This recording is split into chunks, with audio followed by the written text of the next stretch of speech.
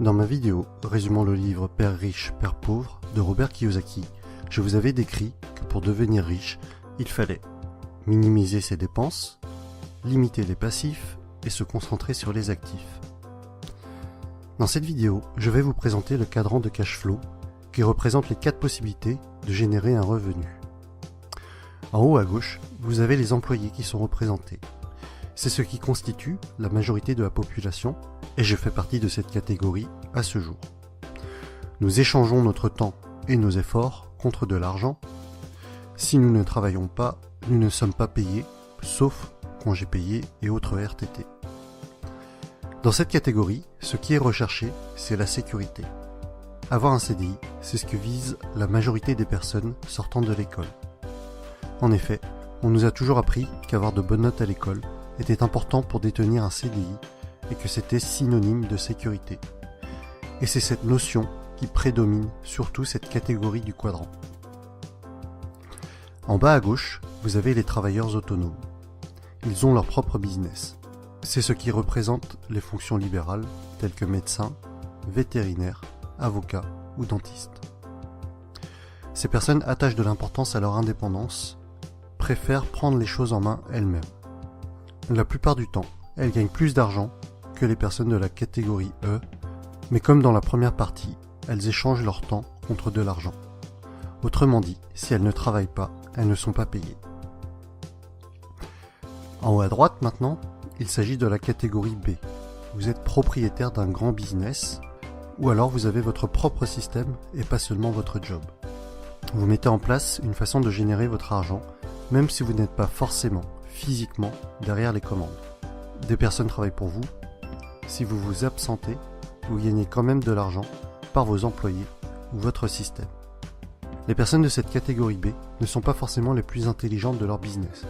Au contraire, elles recherchent des personnes très compétentes pour faire fonctionner le système à leur place et elles délèguent un maximum.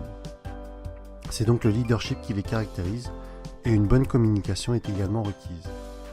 Ces personnes-là ne travaillent pas pour leur entreprise, mais leur entreprise travaille pour elles. Les blogueurs et les youtubeurs à succès font partie également de cette catégorie.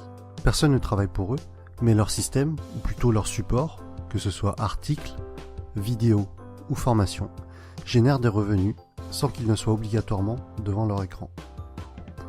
En bas à droite, pour finir, vous avez les investisseurs. Les investisseurs trouvent des solutions pour faire travailler l'argent à leur place. Ils ne travaillent pas à proprement parler.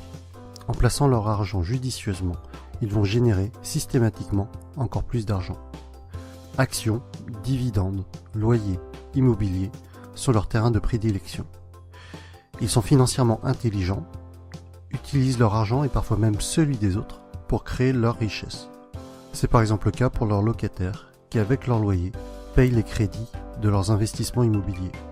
Le constat général est à peu près le suivant. 95% des personnes sont à gauche du cadran et ont 5% de la richesse, alors qu'à droite, on est à 5% de la population qui détient 95% de la richesse. À droite, grosso modo, vous avez l'argent et le temps. Vous accédez à la liberté financière au bout d'un certain temps. Si on refait une petite analyse de ma vidéo précédente, dans laquelle je vous annonçais mon défi de quitter mon emploi actuel, cela correspond en fait à quitter la partie en haut à gauche du cadran pour basculer petit à petit dans la partie droite. Et c'est un peu dans cet esprit que Robert Kiyosaki a écrit ses livres. Si des personnes sont intéressées par l'indépendance financière, elles doivent devenir financièrement intelligentes et donc basculer progressivement des lettres ET, donc employés et travailleurs autonomes, à BI, donc propriétaires de business et investisseurs. Personnellement, mon but n'est pas d'être multimillionnaire, mais c'est la liberté au niveau de la gestion de mon temps qui m'intéresse pour vivre au rythme que je souhaite, profiter des personnes que j'aime. Et vous, où en êtes-vous personnellement? Avez-vous vraiment foi en la pseudo-sécurité de la partie E? Êtes-vous prêt à travailler jusqu'à 65 ans pour éventuellement profiter de votre retraite?